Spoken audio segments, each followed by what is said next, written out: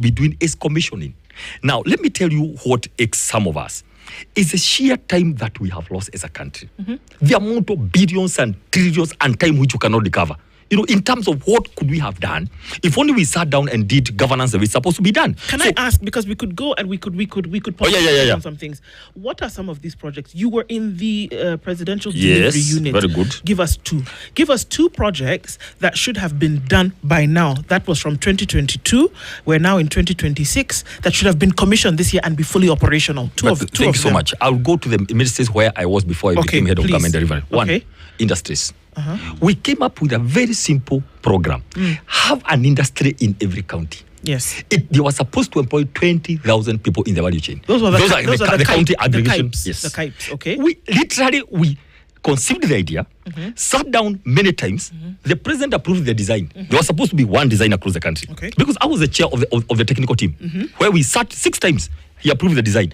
We called the governance and said, wait a minute. Because this is a shared, function, let's get 250 million here, 250 million here, then start. And we did what we did. We launched literally groundbreaking for 17 of them. That was 2 years ago.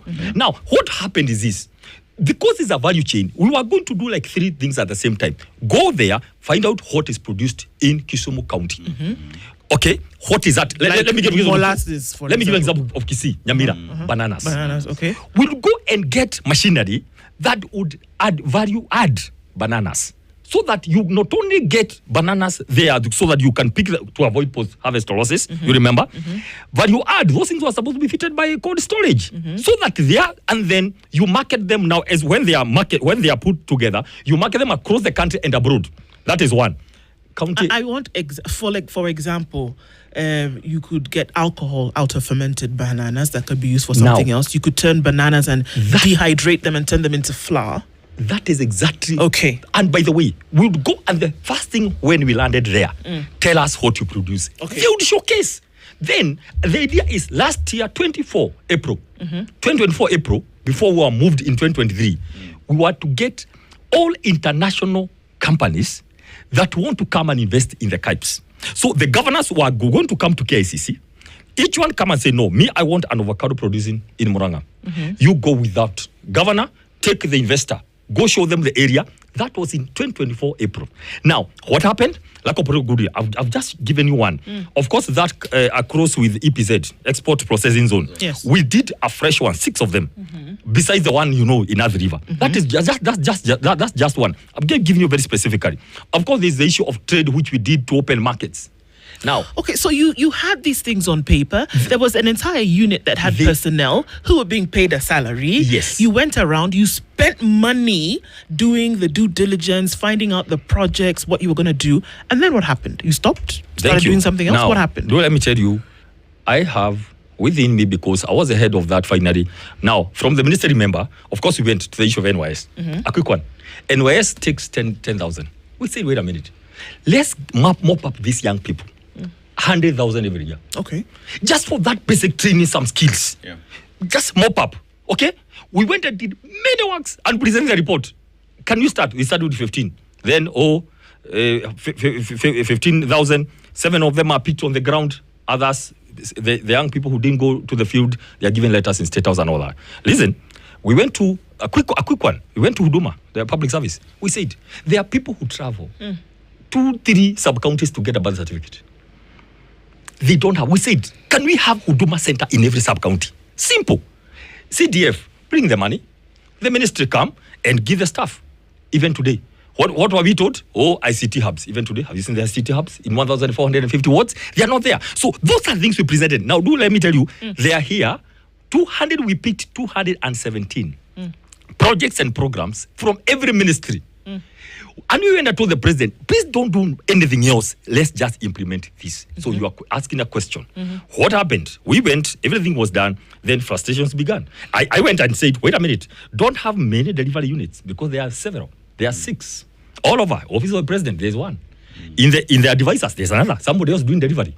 In the office of the prime cabinet secretary, there's another one. In the office of the head of public service, there's another one. I said, wait a minute, I'm willing to be the guy to do all this work. Bring all them together. Let's agree these things are the official projects and programs to be done. by every minister at the CS. And I told them, can we have every PS signing against this? That this is what you have committed to do. Then I said, because I'm here to work, please don't use my name. Don't come and give me a big position and you're not willing to work. Because I can tell you, let me tell you something. Once government comes to power, you only have 2 years to demonstrate that you can deliver. After that, the public gets tired. You cannot recover. That's what happened. We kept on saying, please, can we do these things very fast so that the people can begin seeing hope? So but of the 217 projects, zero. Can I tell you what? Yeah. Can I answer your question? When you did Luto at 3, because work, you don't talk about it. You see. The moment you begin talking what you have done, you are done. The moment you think as a government, especially as person elected, MP, MCA, as governor, the moment you feel that you have to read long speeches, saying what you have done nothing. People can feel it even before you say it. So when you say Luto at 3, what is the percentage? Disapproval? 70%. Now, to tell you what people think about the delivery of the government, it's as simple as that. Now, if you're going to go to Luto at 4, it's going to be 80% disapproval, 85. And by the time August comes 2027, you will see the disapproval rates. That's what happens. Dennis, you get to politics, to government, through politics, because you have that years, but you don't have the capacity to govern. There are two different things. One is politics, which you can be good at.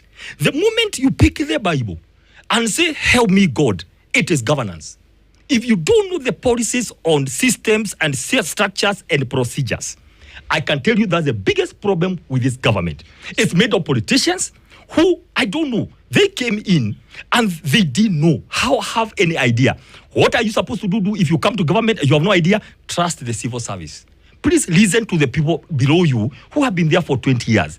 Ask them, what do you do about mining? What do you do about sports? What is the policy? That's what exactly we did. But when we presented to the people who are supposed to give it political goodwill, they are more into political PR, like you have seen now. Just something that doesn't have roots. You'll be told, we are going to go to this. Thank God we have shouted down the Singapore story because it's not there. It's a hot air. Dr. Successfully. Dr.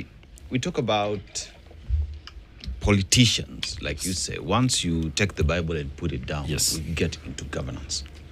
And the professionals that got there to guide the government to deliver on its aspirations based on its manifesto were never given an opportunity to do their work. Today we're talking about, like you're saying, political PR. Is this therefore an indicator that those who are moving out to Nambon is because they were unable to do their jobs simply because there was no political goodwill for them to work?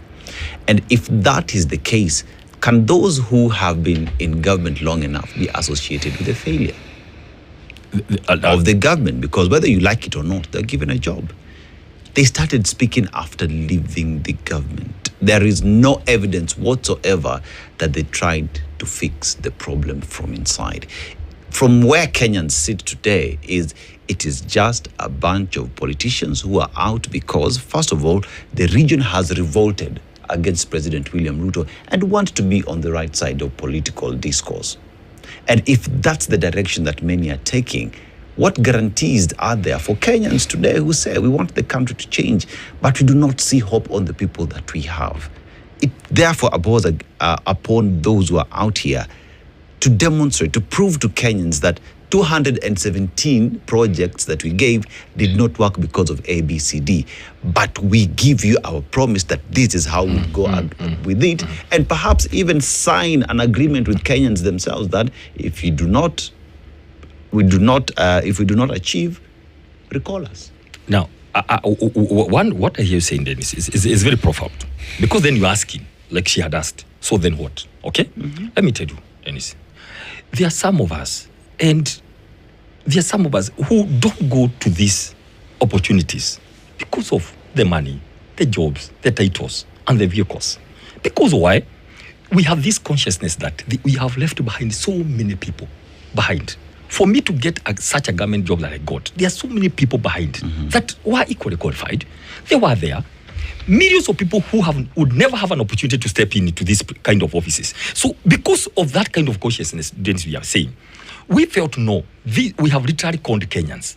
And so we are saying, we are coming out here to say, wait, we are crafting this thing afresh. Now, do you know the easiest part is that we have the brains. We have been there. We know. I will tell you this. with the right political goodwill. And that's why some of us, we are here. I'm in DCP, as head of planning and economic affairs, like try to put up the agendas. We have people like the former DP, the Honorable Rigathi Gachagua, who has been there. He has interacted literally within the government. I mean, he used to chair the cabinet committees. So he has a grasp of, like, if I was given a chance, how I would do differently. That is very important, by the way, because again, we'll be talking from here. We have no idea how government works. That would be very funny. But we're telling Kenyans, look here, it will take only, and I want to be very practical here, because me, I'm a student of both politics and government and the connection between the two. That's why I'm able to see if we are all going well. Once you lose the people, you are done. That's number one. You must understand. You must balance the two. Governance is about knowing when to get in politics, but then how do you move with the people when you get in? That is governance, right? Leadership and governance. Now, this is what we are saying. I'll tell you this today. Since we have all these things here, since we spent a lot of our time trying to think how to move this country forward, but unfortunately, state capture, get into private interest with every business, and we always say, Dennis, when God lifts you to a place, please don't compete. It's like a father waking up in the night to go and steal milk, take all the milk from the fridge. Maziwa ya watoto. Please, when you are a father, just bake the big cake and be above. You cannot be in every other business interest, private business interest in public programs. It's not possible. Those are the things we are saying. What would happen if Kibaki rises today? And since you lining up young people to dish out money for free, how? When? How? How do you do that?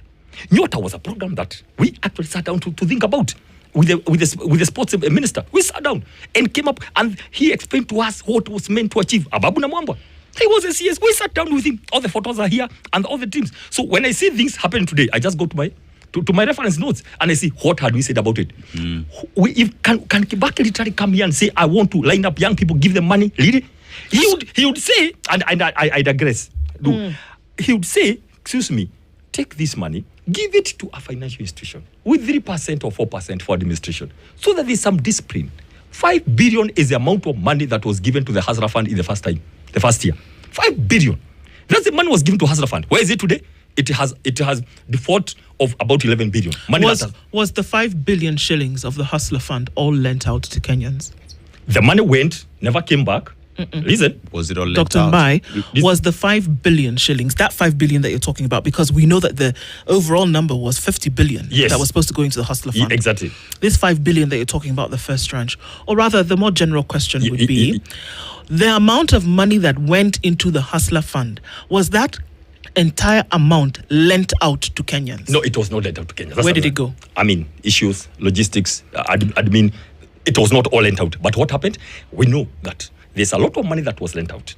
Because of lack of mechanisms, proper thinking out, the money didn't come back. You are aware, the reports by the PS herself, she said they have lost how much money? Almost 11 billion. Now look at this. Instead of coming to think what went wrong with Hustler Fund, what went wrong with the Youth Fund, Women Enterprise Fund, Uwezo Fund, you're coming now to say, I have failed to put systems and structures to practically help the young people because of politics. Nyota was supposed to be done 2 years ago. Mark my words. It was there 2 years ago because it was included in our reports. But you bring it the last year, again, PR and politics. What you have done, just to finish so I can go back to, I can finish on your point, then is this what the plan was? And by the way, don't tell us it was World Bank that gave a grant. World Bank, you tell them what you want. If you go write a letter and say we want a grant, they will go and say it is the government that have asked for a grant. Remember, World Bank works with the government. We have been there.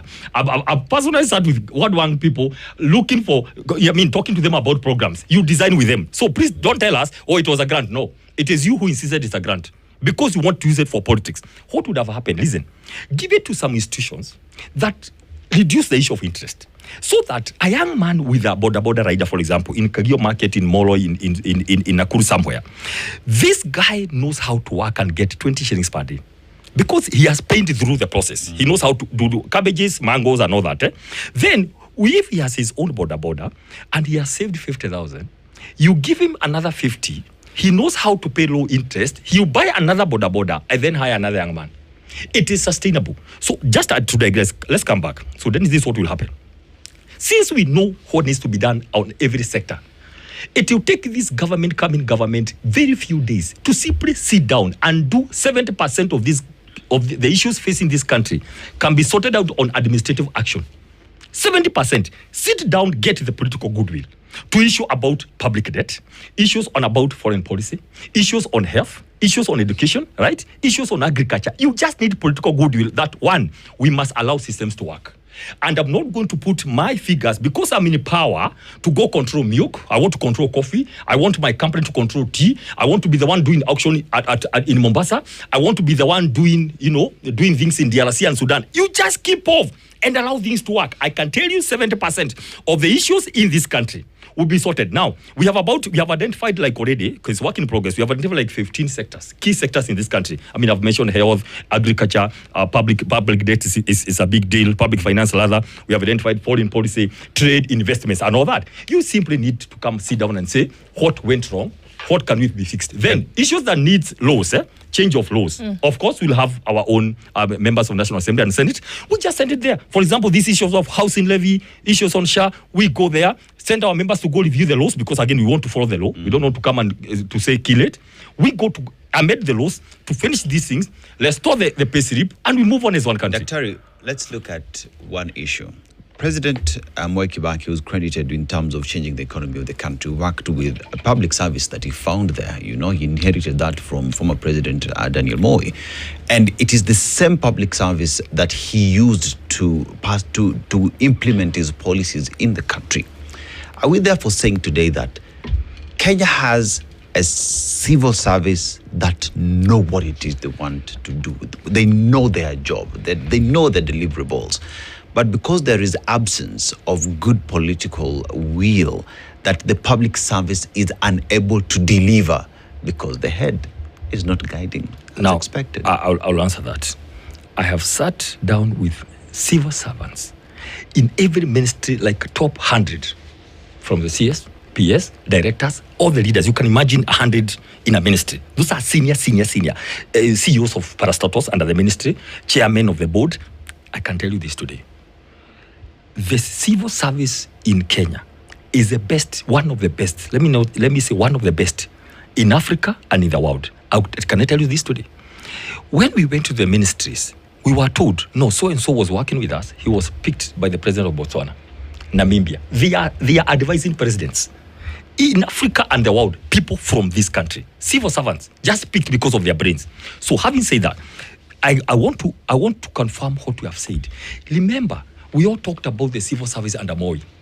But do you know, within 1 year, on Kibaki's ascension to power, KRI, the amount of money, with the amount of money people are paying, the 180, it is short, because simply Kibaki would come and say, so tell us what you want us to do. You tell us. You tell the minister, you have your people. Tell us what. Kibaki would just come and agree, guide a bit, go and do. Kibaki will not go launching, fighting to launch everything, classrooms and dormitories and all that. He would allow you to go do what you can do. Then whatever is necessary for him, he would come and do. Now, I'll tell you this. We have the best. I've worked with them and I'll defend them until my last, because I know what they are able to do, both as delivery level and public service management. So I'll tell you this. We have the best. They have done all the paperwork. Today, all these documents were done by every ministry. Today, if you call just the technical team in every ministry, they'll tell you, closing their eyes, this is what 3 things that we need to do to move our ministry to another level. So why is it not done? I'm sorry. Why is it not done? Because we sit in a position whereby, can you imagine that after 4 years, we say these things have not been done? And even before that, there are many things that were undone. Yeah. What's to guarantee that the people who will then come in will do the things that you say? What's to guarantee that because remember that the people at the top may move, but the worker bees remain. The civil service largely for the longest time remains the same people. We'll likely see that a number of people will retain their parliamentary seats. Some of them will retain their senatorial seats. Some of them will retain their National Assembly seats. We will see that people in the civil service will not necessarily change. We will probably see that county staff could change depending on whether the county boss changes, because he or she may bring in their preferred people. But by and large, the people within will move. Are you trying to say that people will generally go in the direction that the person at the top tells them to? Sit and not do work? You have a plan, don't follow it? What do you do when we pay you? Remember, that the second largest charge on the consolidated account is overheads, it's salaries, it's management after debt. So people are being paid for, by your own admission, for work that's not being done. Now, and then here you want Kenya to develop. How do the two come together? From my perspective in public service, I come from a point of saying this. Yes, we have a lot of civil servants in Kenya, 1 million line now. We have a lot of wages and salaries going to them. The problem is that once they have the right political direction, they will produce to justify their existence. Let me say this again. And I'm saying not only in the national government, but also in the counties. Because I've experienced I've worked in counties. If we can go and find just come, tell them this is what I want to do. Now, where is gap? I would come back again and I would tell these Kenyans today, please, this is January. If there's one thing I want Kenyans to help us, is look for leaders they are going to elect. Because political power is very important. Extremely important. Like you have said, this 1 million, do you know the people who come on top of them? It's just 5%. Actually 2%. The president at the national level, say, the deputy, CSs, ambassadors, chairman of parastatals, those are the people who change. But everybody from the secretaries remains the same. From the second, no. These are people who are waiting for the right mind. Like we give an example of Kibaki. We give an example of the right leaders who are waiting for the right leader with the right policy and vision to come and tell them they implement. Please, the civil servant is not to blame. That's why we are saying, if you give comparison, for example, the comparison we are making about the amount of money Kibaki borrowed, what is borrowed now, and what the money has done. Kibaki would see, today they say, okay, fine, you borrowed, but we are using the highway. At least we are paying, but we are saying 27 billion that was used, we can see it. So the point we are making here, please, everything rises and falls on leadership. In this case, political leadership. Once we have the right leader, I'll give you an example. If you have the right president, and let me tell you what you're going to have. Do I like the direction you are taking? What is the hope for Kenyans? Let me give it a few minutes. One, we are going to have a team, not a one man. Not a one-man chest dumping says, it is me who have formed government, it's me who have looked for the seats. We want to have a team. Bring the Honorable Rigathi Gachagua there with his experience. Bring the Honorable Kalonzo Musyoka. Bring the people who come and say, wait a minute, we are beyond the stage of thieving and stealing from our people.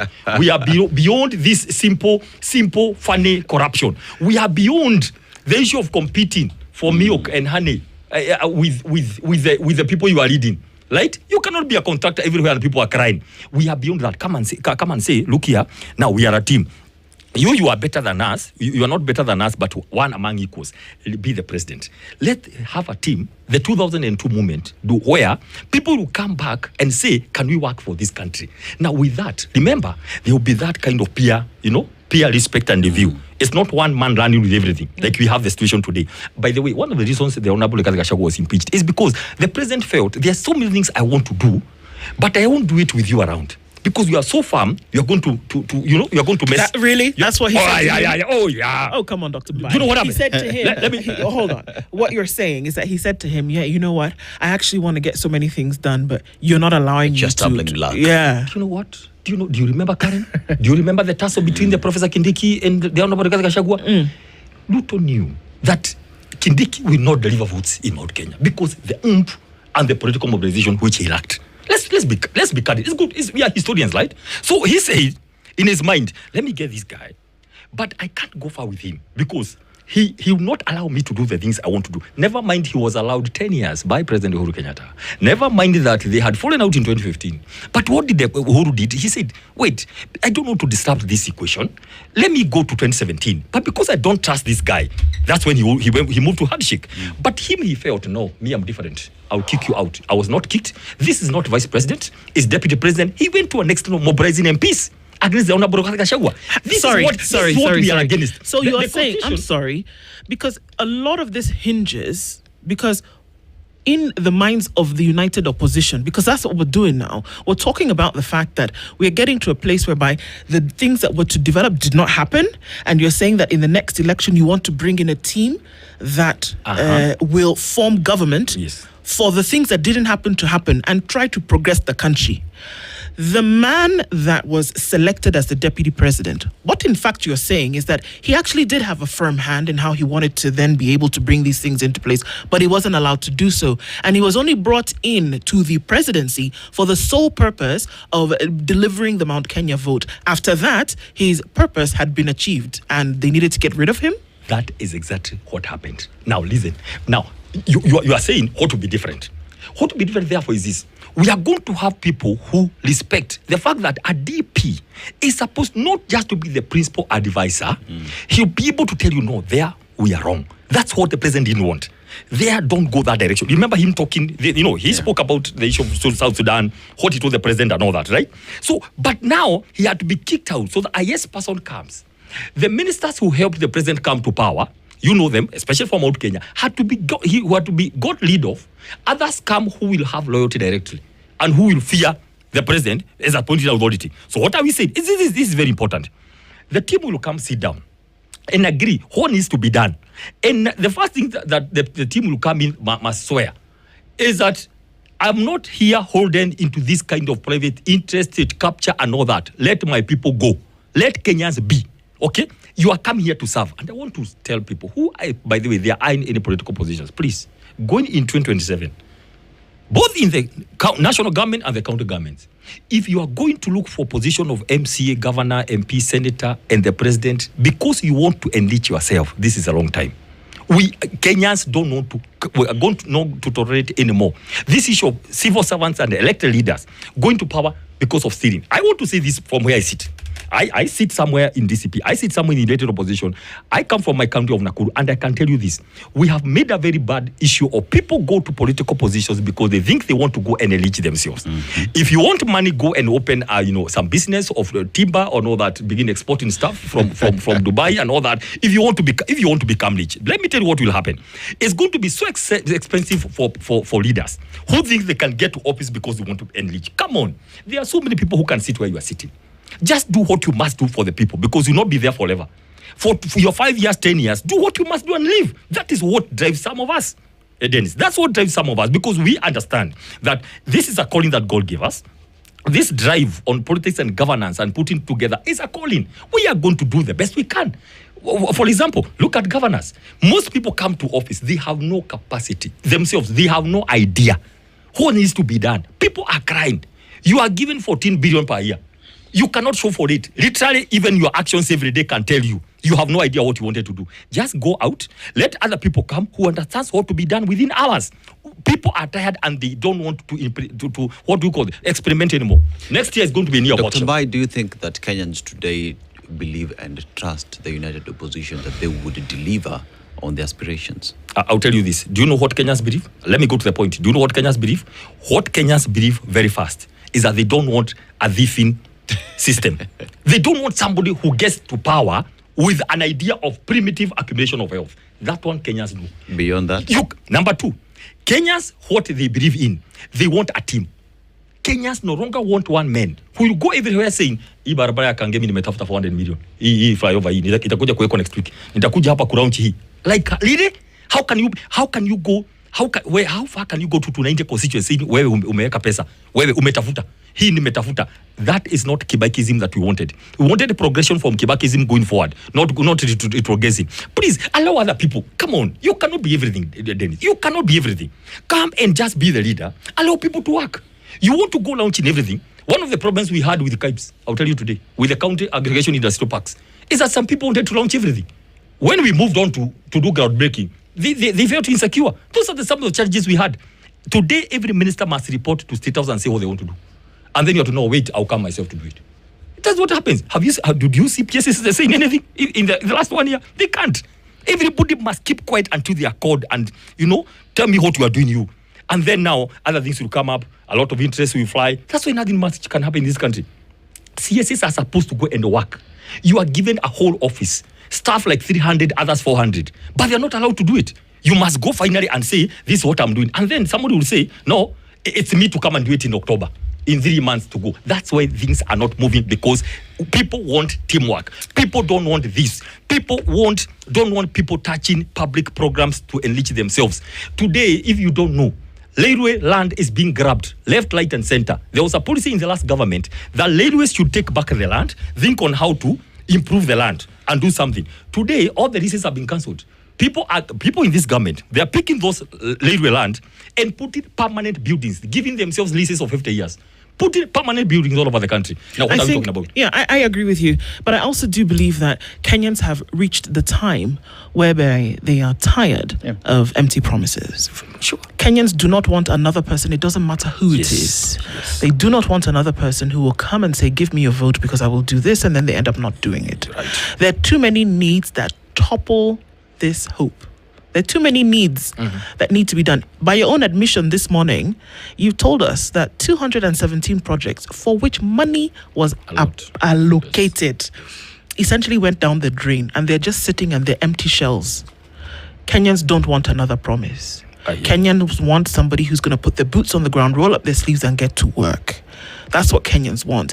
And probably, would you be ready for people that you have a conversation with to then be able to say, you know what, guys, if we're going to go tell Kenyans this thing because we are feeling sour or we're being selfish, we'd rather quit this thing?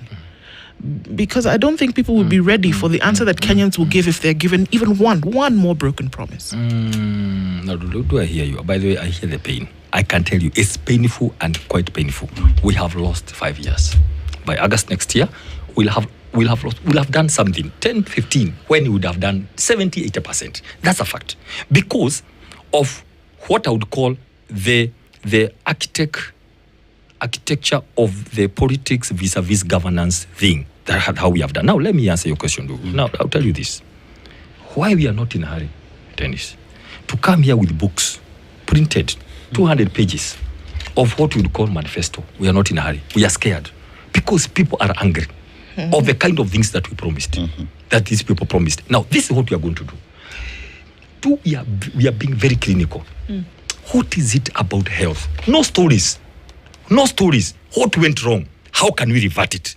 How can we just make sure what we have works? We have teams as we speak, both at the party levels, including DCP, and the United Opposition, working on no stories. What is it on health? What is it on education? Clinically. Please do. That one thing I want to promise it in January, that we are committed not to let down Kenyans again, not after the lofty promises that were done. And how we are going to do it, I want to say this. There are people coming up here, we sitting down to say, please Kenyans, we are sorry for what happened. It's a failure by government, it's a failure by political class. But going forward, please give us two things. The people who are supposed to be elected, you give them to us, because those are supposed to be elected by the people. But in terms of forming government, we are going to pick the best of the best brains. Sit down, no stories, agree. What needs to be done about corruption, extrajudicial killings? What needs to be done about foreign policy? What is it that can fit? And then give it to the best man. Give it to the best person, man or woman, who can be able to handle that docket. That one I can tell you, but let me give you another hope. All what needed to be done in this country is documented. Okay. It just needs a quick political good deed to be done, and this country will go to another level. Forget about the stories about Singapore. Thank God, what we are going to do this year, all these narratives, we are going to be picking it very quickly, demolish it. The way we have demolished the issue of the review of constitution, it's not necessary. The issue of the Singapore is dead. You can see the president never mentioned Singapore. In Mount Kenya, he knows we are beyond. We cannot buy lies. People cannot buy lies twice. He never mentioned anything because he knows it's a narrative. The narrative of, Hustler, this narrative again coming with it, he knows. He never mentioned even one time. Because he understands he's playing with the minds of people who never had him. So he is taking Singapore to another crowd of people who never had him. Thank you so much. Dr. Peter Mbai is a governance and policy expert, has been here with us this morning. There are promises you've made this morning. Yes, please. There are commitments you have made. And depending on what the future holds, you can be sure that Kenyans will ask again. You said that this would be done. Let's wait and see. But thank you for being here this morning and, shedding light on some of these issues today. That's why we do what we do every morning. And we'll continue with that. It's 8:01. Good morning.